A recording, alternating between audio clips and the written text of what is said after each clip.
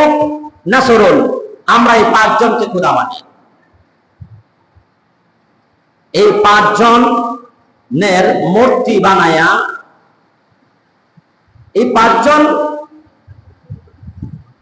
আসলে কোন দেব দেবীও ছিলেন না, তারা ছিলেন আল্লাহ পাকের ওলি, আল্লাহ তাআলার খাস নেককার বান্দা ছিলেন 5 জন। এই 5 জনের নাম তারা দিয়েছে। আজ জাতি ধ্বংস হওয়ার পর অনেক বছর পর যখন কওমে সামুদের কাছে আল্লাহ পাক সালেহ আলাইহিস সালামকে পাঠালেন, তো তারা বলল এক আল্লাহর দাওয়াত দিলেন, আমরা এক আল্লাহ দাওয়াত গ্রহণ করব না, আমরা 5 জনকে খোদা বানি। ওয়াদ্দাউ ওয়ালা সুআ ওয়ালা ইয়াগুস ওয়া ইয়াউক ওয়া নাসর।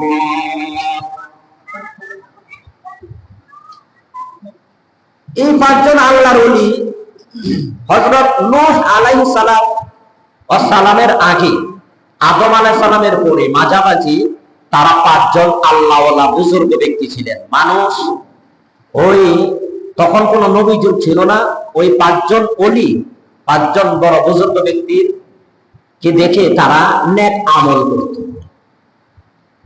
তাদের অনুসরণ করে তারা নেক আমল করত।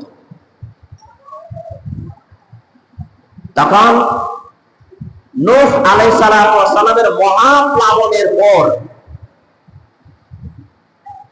মহাপ্লাবনের সময় ওই 5 জনের 5টা মূর্তিকে শয়তান ভালোভাবে হিফাজত করেছিল। ওই 5 জন আল্লাহওয়ালা ব্যক্তি যখন মারা গেল, শয়তান মানুষের স্বরূপ ধারণ করতে পারত। মানুষের স্বরূপ ধারণ করে তখন আয়েশা বলল যে তোমরা আল্লাহর ইবাদত করতেছো না কেন? তোমরা আগে তো অনেক ইবাদত করতে, এখন আল্লাহর ইবাদত করতেছো না কেন? যে আমরা 5 জন আল্লাহওয়ালা ব্যক্তি ছিলেন, 5 জন বুজুর্গ ব্যক্তি ছিলেন, তারা আজকে দুনিয়াতে নাই, সেই জন্য আমাদের ইবাদতের মধ্যেও কোনো মন মানসিকতা নাই, আমাদের মন ভালো নাই, সেই জন্য আমরা ইবাদত করি না। 5 জন ব্যক্তি চলে গেল। তখন ওই 5 জনের 2টা বর্ণনা আকৃতি লেখে তখন সামনে তো এই 5 জন যে হ্যাঁ তারা একটা কাজ করো, যে কি তারা যেখানে বসে ওয়াজ করতো, তোমাদের নসিহত করতো, ওই জায়গাগুলির মধ্যে ওই 5 জন ব্যক্তির নামে 5টা প্রতিক্রিয়া, মানে 5টা ভাস্কর্য বানাও। কি বানাও? ভাস্কর্য, মূর্তি বানাও। তো শয়তানের কথা মতো ওই 5 জন আল্লাহওয়ালা ব্যক্তির 5টা মূর্তি তারা নির্মাণ করলো। এখন পৃথিবীতে যত আপনার পূজা করে, এই দুর্গা পূজা বলেন, মাজার পূজা বলেন, এইগুলি, এই যে হিন্দুরা মূর্তি পূজা, এই মূর্তি পূজা হিন্দুদের সম্যবেদ, অথর্ববেদ, ঋগ্বেদ 4টা কিতাব আছে, একটির মধ্যেও মূর্তি পূজা বলতে কিছু নাই। সব কিতাবে লেখা আছে এক আল্লাহর ইবাদত।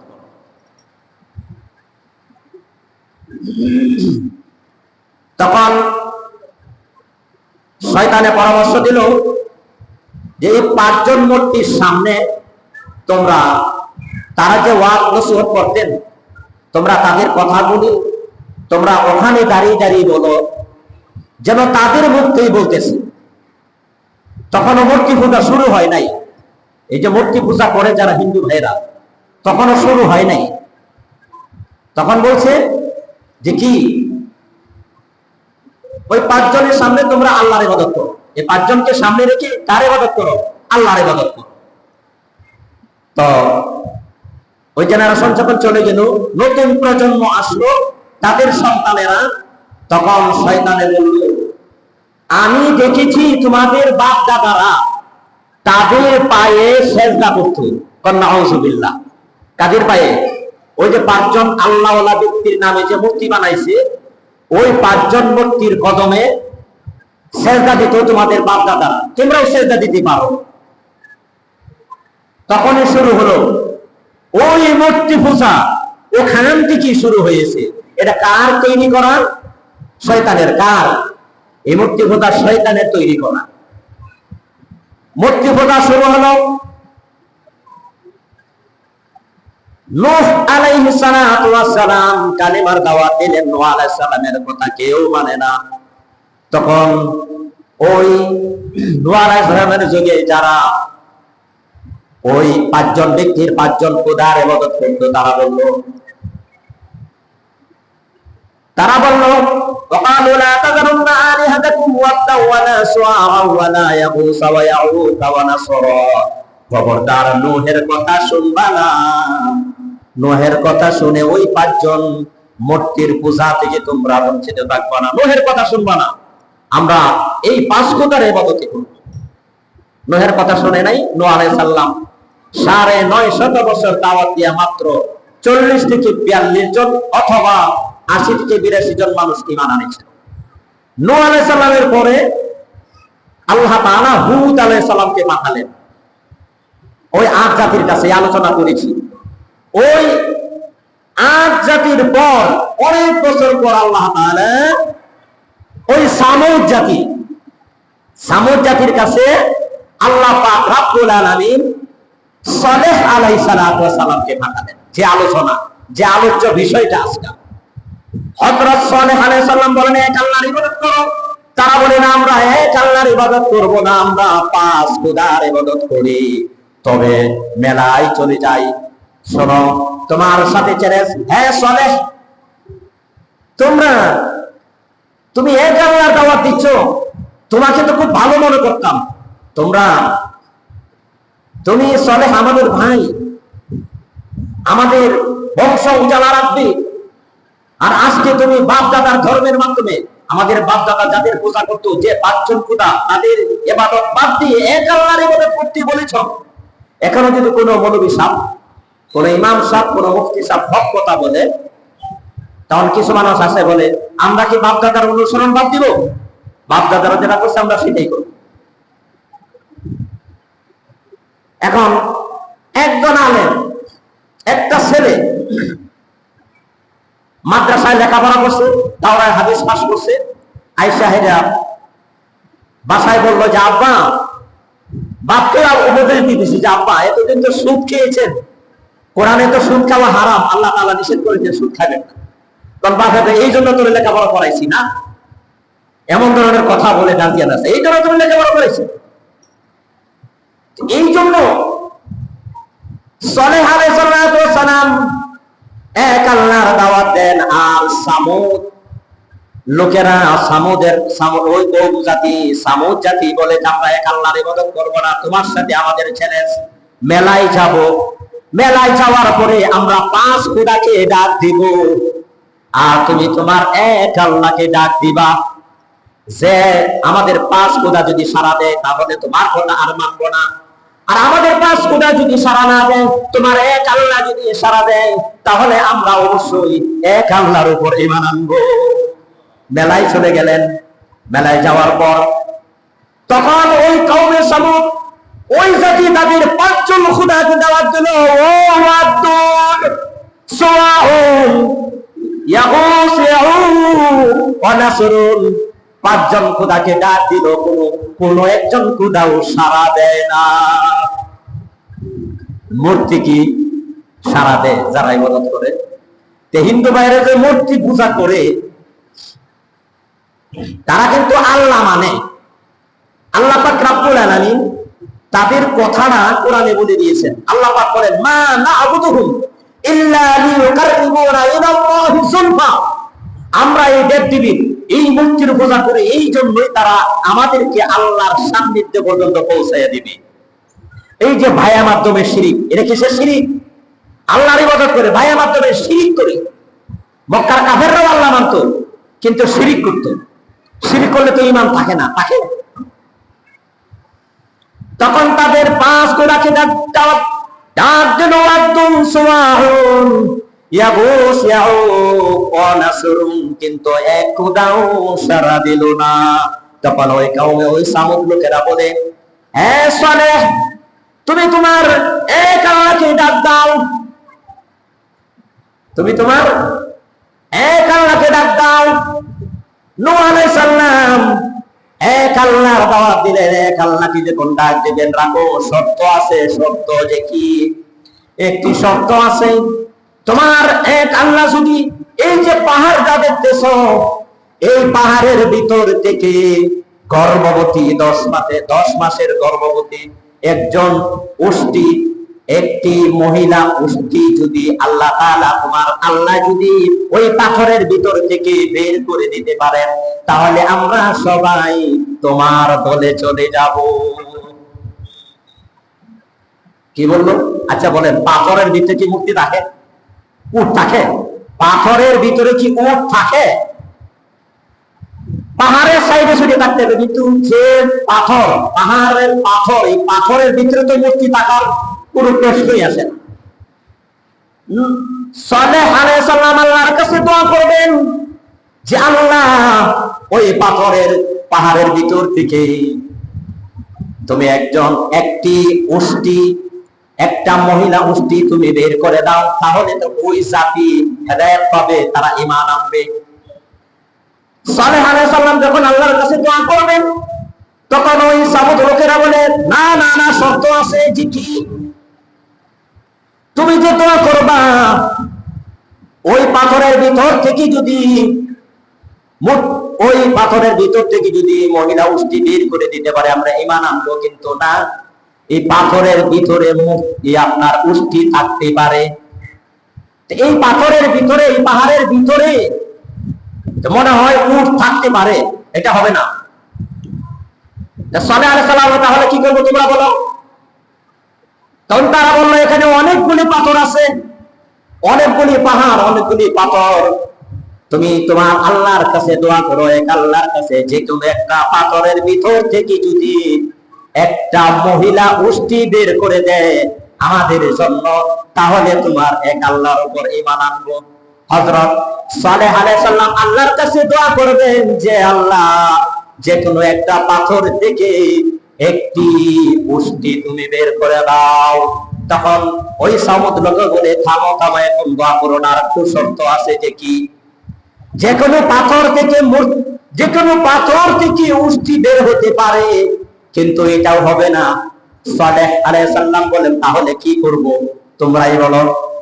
তখন ওই কওমে সামুদের লোকেরা দেখে আলাদা একটা পাথর, এটা এক জায়গায় আলাদা একটা পাথর, যে ওই যে একটা পাহাড়, একটা পাথর দেখা যায়, ওই পাথরের ভিতর থেকে যদি 10 মাসের গর্ভবতী একটা মহিলা উষ্টি তোমার আল্লাহ বের করে দিতে পারে, তাহলে আমরা ঈমান আনবো।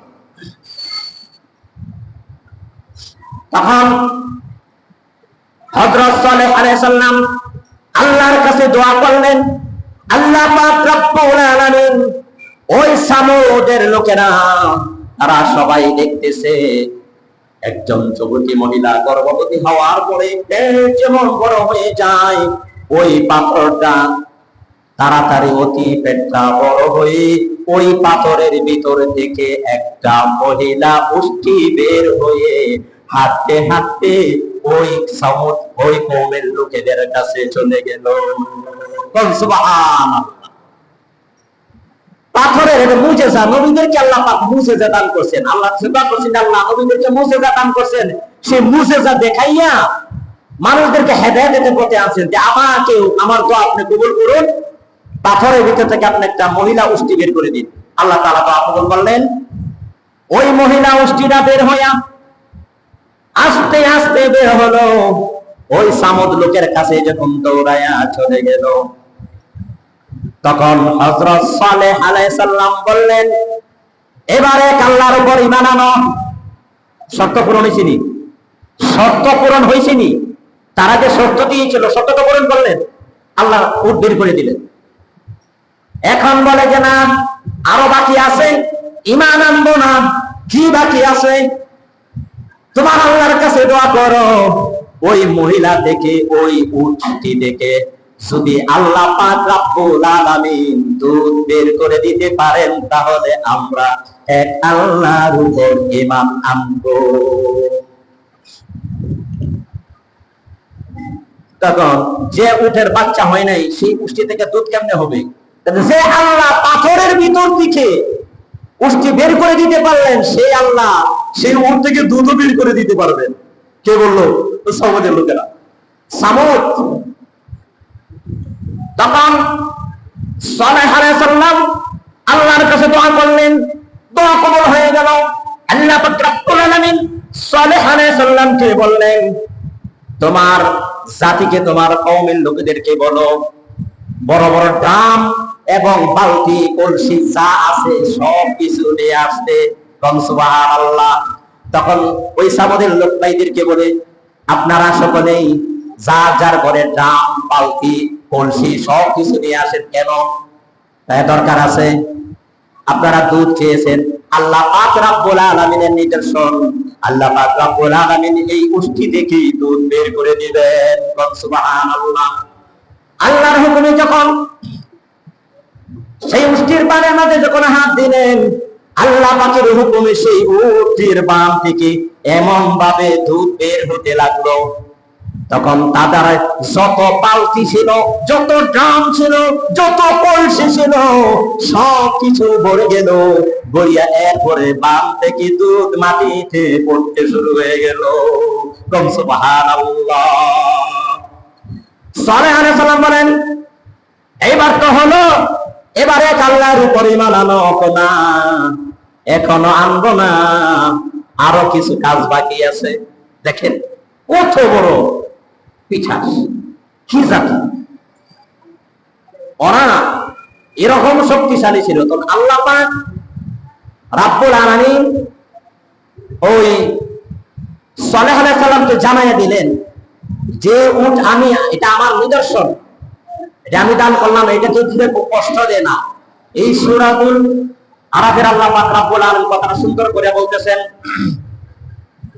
قد جاءتكم بينة من ربكم هذه ناقة الله لكم آية فذروها تأكل في الأرض ولا تمسوها بسوء فيأخذكم عذاب أليم।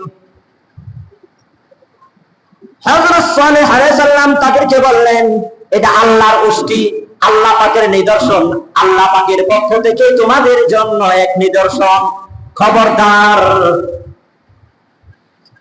ফাদারুহা তাআকুল, এটাকে খেতে দাও, আল্লাহর জমিতে চড়তে দাও, ফি আরদিল্লাহ, এটা যেখানে পানি খাবে তোমাদের উটগুলা আর গাছে পানি খাবে, কিন্তু তাদেরকে বাধা দেওয়া যাবে না। তখন আর আল্লাহ পাক আরো সতর্ক করে দিলে, ওয়ালা তামাসসুহা বিসুইন, খারাপ নেউতে এই উটকে কেউ স্পর্শ করবে না, এটাকে কেউ কষ্ট দিবে না, এটাকে কেউ আঘাত দিবে না। যেখানে পানি খাবে খাবে, যেখানে তার খাদ্য যেখানে খাবে, যার খেতে খাবে, কোনো বাধা দিতে পারবা না। যদি দাও দিলে তাহলে কি হবে? আযাবুন আলীম, আল্লাহ পাকের পক্ষ থেকে গজব, শাস্তি তোমাদের উপর নেমে আসবে। কি নেমে আসবে? শাস্তি নেমে আসবে। ওরা এমন অহংকারী ছিল, খুব অহংকারী ছিল। ওরা পাহাড় কেটে প্রাসাদ নির্মাণ করত। আল্লাহ তাআলা কোরআনে কারীমের মধ্যে সুন্দর করে বলছেন, ওয়ালকুরু ইয জাআলাকুম খুলাফাআ মিন বাদি আদিন ওয়া বাওয়াআকুম ফিল আরদি তাত্তাখিদুনা মিন সুহুদিহা কুসুরা ওয়া তানকিউনাল জিবালা বুয়ুতা। যে আদ জাতির পর তোমাদেরকে আল্লাহ পাক শক্তিশালী করেছেন, তোমরা সমতল ভূমিতে তোমরা প্রাসাদ নির্মাণ করো এবং পাহাড় কেটে তোমরা বাড়ি ঘর বড় বড় প্রাসাদ নির্মাণ করতে পারো। ওই ক্ষমতা তোমাদেরকে আল্লাহ পাক রব্বুল আলামিন দান করেছেন। শিলা পাথর, পাহাড় কেটে প্রাসাদ নির্মাণ করা এই যুগে অত্যাধুনিক যত যন্ত্র বের হোক এটা সম্ভব না। আর ওই সামুদ জাতির নাম ছিল, আল্লাহ তাআলা, তারা মিথ্যাবাদী ছিল। ওয়ালাকাদ কাযযাবা হিজরিল মুরসালিন, তার নবীদেরকে মিথ্যাবাদী মনে করত। তারা পাহাড় কেটে গৃহ, সুন্দর সুন্দর প্রাসাদ নির্মাণ করত এবং বাড়ি নির্মাণ করত। সালেহ আলাইহিস সালাম বলেন, ফাযকুরু আলা আল্লাহি ওয়া লা তা'সাউ ফিল আরদি মুফসিদিন। দুনিয়াতে ফাসাদ সৃষ্টি করো না, আল্লাহর জমিনে ফাসাদ, আল্লাহর শুকরিয়া আদায় করো আল্লাহর নিয়ামত যে আল্লাহ পাক রব্বুল আলামিন তোমাদেরকে শক্তিশালী করেছেন। তোমরা সমতল ভূমিতে তোমরা ঘর নির্মাণ করো, পাহাড় থেকে তোমরা প্রাসাদ নির্মাণ করতেছো, এই ক্ষমতা আল্লাহ পাক তোমাদেরকে দিয়েছেন, তোমরা আল্লাহর উপাসনা করো। তখন তারা বলে যদি না মানি, কি বলে, যদি এক আল্লাহর উপর ঈমান না আনি তাহলে কি হবে? তা শাস্তি নেমে আসবে। কি নেমে আসবে? তা শাস্তি এনে দেখাও। তখন ওই সামুদ জাতি, তো এই যে উট আল্লাহ পাকের পক্ষ থেকে নিদর্শন, তো ওই সামুদ জাতিরা বলল যে সালেহ সালামের উট যেখানে পানি খায় পানি কমে যায়, যে কুয়াতে পানি খায় পানি কমে যায়, যেখানে ফসল খায় এই উট রাখা যাবে না, এটাকে মেরে ফেলতে হবে। আল্লাহ পাকের নিদর্শন সালেহ আলাইহিস সালাম জানায় দিলেন, এটাকে হাত দিবা না, এটাকে কষ্ট দিবা না, জমিনে যেমনি বসে এমনি চলাফেরা করবে, খাবে, কোনো ওটাকে আঘাত করতে পারবা না, যদি আঘাত করো তাহলে গজব আসবে, আল্লাহ পাকের শাস্তি আসবে। ওই গ্রামে দুইটা বেশ্যা মহিলা ছিল, খারাপ দেহ ব্যবসা করতো। ওই মহিলার কাছে রাত্রে দুইজন লোক আসতো খারাপ চরিত্রের অপকর্ম করার জন্য। তখন রাত্রে যখন ওই দুই লোক যখন আসছে, তখন মহিলা বলল, আজকে তোমাদের সাথে আমি অপকর্ম করব না। যে কেন? একটা শর্ত আছে। যে কি? যে সালেহ আলাইহিস সালাম এর পক্ষ থেকে আল্লাহ পাকের নিদর্শন যে উট পাহাড় থেকে বের হয়েছিল, ওই উটটাকে যদি মেরে দিতে পারো তাহলে আমার সাথে অপকর্ম করতে পারবো, ওই উট যদি না মারতে পারো তাহলে আমার কাছে আর আসবে না। তখন ওই দুইজন ভাবলো, চরিত্র খারাপ যে দুই লোক, যে আমরা যদি ওই উটকে না মারতে পারি তাহলে আমরা অপকর্ম করতে পারবো না। তখন তারা খুঁজতে লাগলো। ওই গ্রামে একটা ডাকাতের দল ছিল। কি দল ছিল? ডাকাতের দল ছিল 9 জন। কয়জন? এই কথাটা আল্লাহ পাক রব্বুল আলামিন কোরআনুল কারীমের সূরাতুল নামলের